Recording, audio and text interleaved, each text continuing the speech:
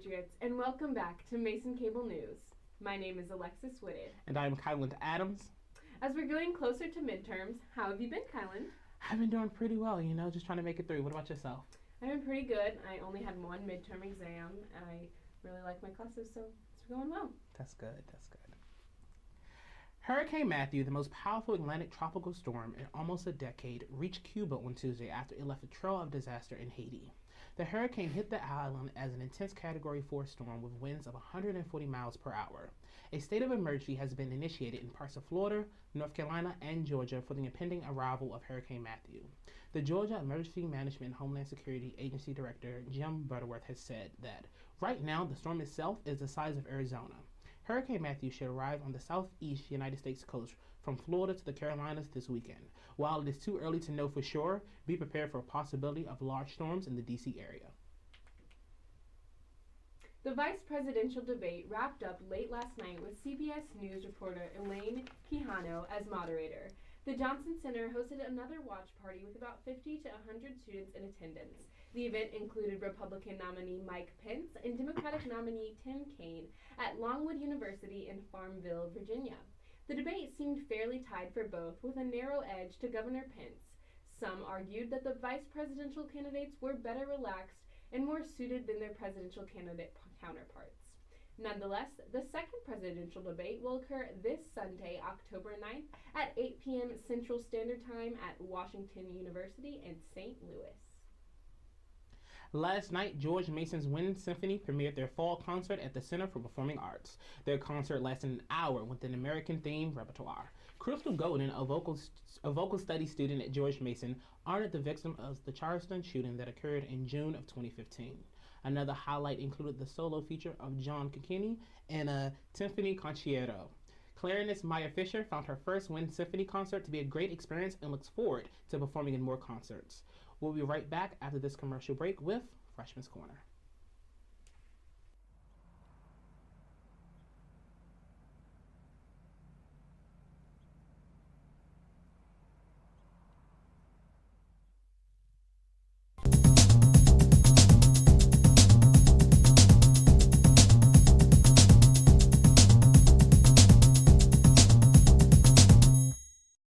Good evening, everyone, and welcome to this week's edition of Freshman's Corner. I'm Cody Borden, and this week we're talking about freshmen''s first month experience at George Mason. I'm here in the Dominion lobby with Tyson here, and we're about to find out more about his freshman experience. Tyson, what was the process of adjusting like for you? It was hard at first because it's a different environment. It's different from living at home, of course, but then, once you meet like a few friends, it feels more comfortable and you don't think about home as much, except for, like the home cooking and stuff like that. But it was very easy for me to adjust. What would you say the hardest part was? Not being around my family as much as I should be, because I'm very family oriented, and just not seeing them every day as much was kind of like a withdrawal, and I couldn't handle it as much. Where are you from? I'm from around here in Alexandria, Northern Virginia. So it's about an hour away. So did you go home often, or did you stay on campus mostly? I stayed on campus mostly to try to get the independent vibe. Like, I didn't want to run home every time something went hard, but I did eventually go home every other weekend when I tried to. Now, Ashley here is going to tell us about her experience at Mason. Ashley, what do you think the biggest change between high school and college is? I think it's the amount of freedom, not only in the classes, just like the whole aspect of living in dorms and without parents. So really it's your own responsibility. So it's a lot more responsibility than high school, I would say. And also the workload. It's a lot more learning on your own rather than learning in classrooms. So really it's just up to you what you take out of it. Yeah, I can relate to that too. Did you get homesick much? Did you miss your family or anything like that? Yeah, I definitely miss my family, but I've gone back to visit a lot. So just to prevent that, I live like 2 hours away, so I can still go home if I want to. This is an interesting interview because this is my roommate. So he's going to talk about his college experience living with me for the entire month.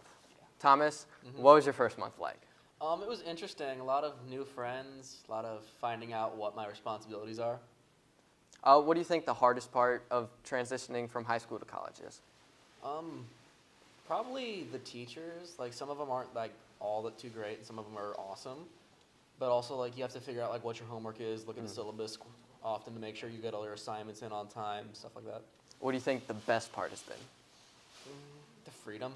Like at home, you're like your parents are always saying like, don't do this, don't do that. Like here, it's just like you do whatever. Finally, I'm here with Susie, and she's going to talk about her experience. Susie, what was the adjustment process like for you?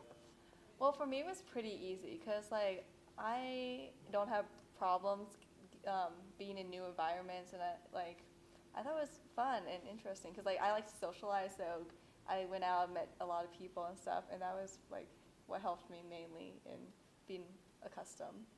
Did you join any clubs or anything like that?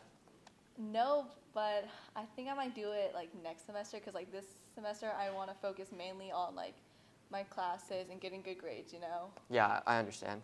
What do you think the food is like here? Do you like the food, or do you prefer eating at home? The food here isn't bad, but some places are better than others. Yeah, I understand. Thank you for tuning in to this week's episode of Freshman's Corner. I'm your host, Cody Borden. We'll see you next week.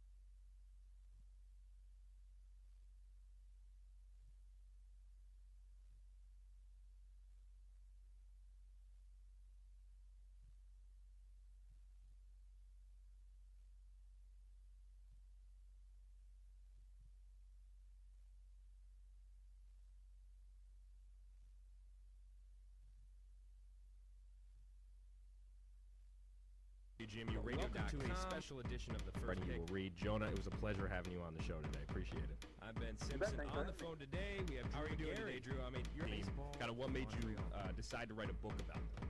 You know, it wasn't my... You're out in Maryland, right? I am. I used to work with George Mason people that way. Promote the book as much as possible. We're here around campus. Thanks, dude. All right, have a great one. You will read. Jonah, it was a pleasure having you on the show today. Appreciate it. You're listening to WGMU Radio on WGMUradio.com.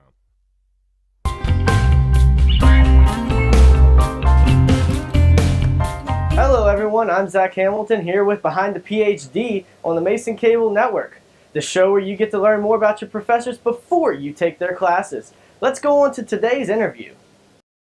Today's episode is with Dr. Finn, an Associate Comm Professor here at Mason. Dr. Finn, you worked at AT&T and Bell Labs for many years before transitioning over to teaching. Why the change, and do you feel your prior occupations help you in this field? My prior occupation definitely helped me, in part because when I first left industry and went to academia, I was teaching telecommunications more than communications, meaning electronic communication systems, which is what I dealt with at AT&T. What had happened was I was interested in communication issues when I went there, and I got to work on things like implementing a voicemail system. People didn't know back in the early 80s how useful would voicemail be in a corporate environment, right? And so my boss bought an early voicemail system. AT&T didn't even make voicemail systems then, and he put me and another person in charge of analyzing its usefulness. So we had great fun doing that, and I was dealing with communication issues. How do you structure effective communication in that medium?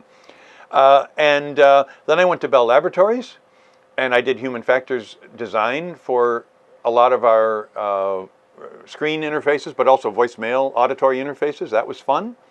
and I was still dealing with communication, and I got tired of them not taking my advice in product management because we knew that we needed to change the interface and streamline it in certain ways. It was difficult for people to use.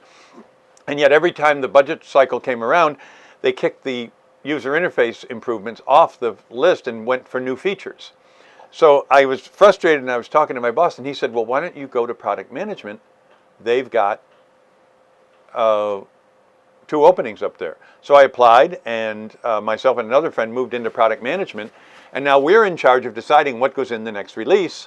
So we ended up getting the user interface changes in. But my time in product management, what I realized was I was spending a lot of time looking at spreadsheets and estimating how many units of each model we could sell and how much money we'd make each year or how much revenue we'd bring in. And then we were talking about globalizing products. We were talking about language translations for different countries. And I realized I was no longer dealing with communication issues and the idea of how do you craft effective messages. And I was now at the business end of this, and I got a little tired of that. Interesting up to a point. But so I plotted my escape to academia with this same friend of mine that I was telling you about. We both left within a year of each other and both went and took full-time positions in universities. And then, since you become a teacher, you have one philosophy that might vary from other teachers, as in working in groups. Why do you think working in groups or teams really is beneficial in the learning environment? Well, in general, you hear employers say they want people to know how to work in teams. And while it's a little bit artificial in the teams work we do in classes, at least they're learning a bit about how to work in teams. The problem with academia is the reward structure is not strong enough, meaning all there is one letter grade at stake in my class. And some kids don't care. They'll take a C or a B or an A, you know, and so they're not motivated to work. Whereas if 30% of your salary is at stake in the corporate world, you're much more highly motivated. But teams are important because it's part of learning to work together. In terms of practical issues, when the class is large, like most of my classes are 45 or something, that's not real big, but really large lecture classes, I used to teach a class here of 250 students in a 200 level comm course. And students just, there's anonymity in those courses, and so students will stop coming and they'll say, well, the professor doesn't know if I'm there. What does it matter if I go to the lectures? Well, when you've got a team, the team is counting on you to be there, and students show up not because they're worried about disappointing the professor, but because they're worried about disappointing their teammates, or they want to see their teammates. And so it erases the problem of anonymity in large classes. And then on an outside of class note, you have your own radio show with your friend John Clark, who's also at the University of Kentucky, where you spent some prior time before Mason. So what experience have you gained from having your own radio show, and how can you maybe throw some of that into your comm classes? It's huge. I'm a much better public speaker than I was before I did radio. I've been doing a radio show for more than 10 years now.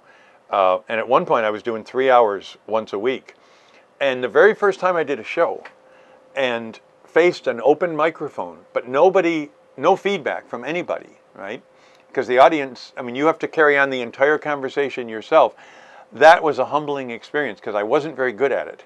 Now I can get on a radio show. If somebody said they needed me to fill in for a show and it was a talk show, as long as they're okay with my brand to talk, I can do it with very little preparation. It's made me a much better speaker. I'm more deliberate. I think through what I'm going to say better. And I'm not at all nervous about microphones or cameras. Now when I get asked to go on local news to do a segment or something, it's just so much easier than it was 10 years ago. And then concert and music is really big to you. And you spoke about this in your classes several times, but the people that haven't taken your class yet, you never buy a ticket for a concert in advance. Right. Very rarely do I do that. And the reason is I got stuck with great seats at concerts 30 years ago, and I couldn't sell them. And I thought, I'm at the wrong end of this deal. So what I tell anyone who wants to learn my method, I always say to them, there is no such thing as a sold-out event. And to prove it, I show them a map now of where I sit in the arena. I've got a website that's going along with the book I'm writing on this topic, and it shows all my seats from past concerts clustered around the stage, very few in the back, none in the upper deck, like in an arena-sized place. I always do better the day of the show. Sometimes it's on Ticketmaster that morning. Sometimes they're at the box office 2 hours before the concert. Nothing turns up officially with the box office. I just talk to fans, and at a big venue, like if there's 18,000 people coming to a show at the Verizon Center, they're going to be between 250 and 500 pairs of tickets for sale outside, and I only need one pair. So there's no such thing as a sold-out event. And then on a local note, what's your favorite local restaurant? Let's see. You know what I really like is Mike's American Grill in Springfield. Great atmosphere. It's a little noisy at times, but I really like their menu. I like their jambalaya pasta in particular, but they have great steaks and seafood and stuff. You know, it's just a standard American fare, but a nice atmosphere. And it's so packed on weekends, you're better off calling ahead and getting on the list before you drive there. And then thank you again for letting the students here at Mason get to know you a little bit better, and hopefully this provides insight for them when they're scheduling their classes.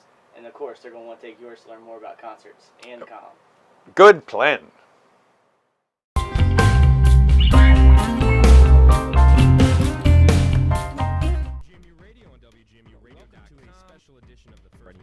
Jonah, it was a pleasure having you on the show today. Appreciate it. I'm Ben Simpson on the phone today. We have Drew today, Drew. I mean, your baseball. Kind of what made you decide to write a book about them?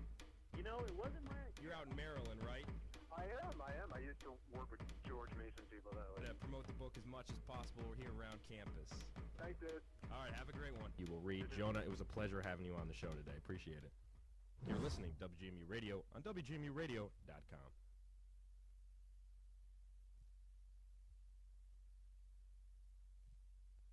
Good evening, Patriots. I'm Lexi Hodgson with your sports update for the week. The women's soccer team remained undefeated in conference play this weekend with a 2-1 win over Dayton. Senior Sarah Hartson scored 2 early goals in the second half to secure the win for the Patriots. Their next 2 games are on the road against UMass and St. Louis. Good luck. The men's soccer team began their conference play this weekend at VCU. They unfortunately suffered a 2-0 loss. However, the Patriots return home to host St. Joseph's for their A10 home opener in the game of the week. All Mason students will receive a free Mason scarf with student ID while supplies last. So be sure to go support your men's soccer team this Saturday at 7 p.m. The men and women's swim team began their season with first place finishes at the Potomac Relay Invitational. The men finished with 122 points and women finished with 126 points. Congratulations, and what a great way to start your season. The women's volleyball team fell to Fordham this past weekend. They lost 3 sets to 1. The Patriots started strong by winning the first set, but couldn't keep the momentum going for the next 3. Mason heads back on the road for 2 A10 games, one against in-state rival VCU on Friday, and the other against Davidson on Sunday. Good luck, Patriots. That's it for sports this evening. Have a great night, and I'll see you next week. WGMU Radio and WGMUradio.com. Welcome to a special edition of the First You Will Read. Jonah, it was a pleasure having you on the show today. Appreciate it. I'm Ben Simpson on the phone today. We have Drew today, Drew. I mean, your baseball. Kind of what made you decide to write a book about them? You know, it wasn't my... You're out in Maryland, right? I am. I used to work with George Mason people that way. Promote the book as much as possible. We're here around campus. Thanks, dude. All right, have a great one. You will read. Jonah, it was a pleasure having you on the show today. Appreciate it. You're listening to WGMU Radio on WGMUradio.com. Halloween is quickly approaching, and so is the hijinks. Within the past week, clowns have been spotted across the nation in forest areas and college campuses, terrorizing victims. They have been seen chasing those who film them and carrying dangerous weapons such as knives and baseball bats. There have been unofficial clown hunts on college campuses such as Oregon State University and James Madison University.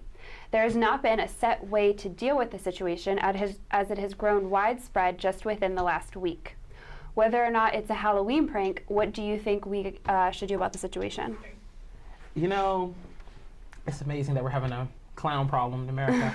But you know, I like Ronald the McDonald, so I'm all cool with clowns. So if I see a clown, I'm like, hey, what's up? You know, and I'm gonna keep going about my business. What about you, Alexis? Not if they have a knife in their hand. Clowns are already scary to me, and this is just too much. Yeah, I think these clowns are giving a bad connotation to the clowns that do this for their job. So oh yeah, like they make a living out of clowning. Yeah. So wish I could do that. Well, George Mason, thank you for tuning in. Please follow us on Facebook and Twitter at Mason Cable News, and subscribe to our channel on YouTube at Mason Cable Network to keep up to date with the latest news on and off campus. I'm Kylan Adams. I'm Alexis Whitted. I'm Lexi Hodgson. Have a great week, Mason Nation.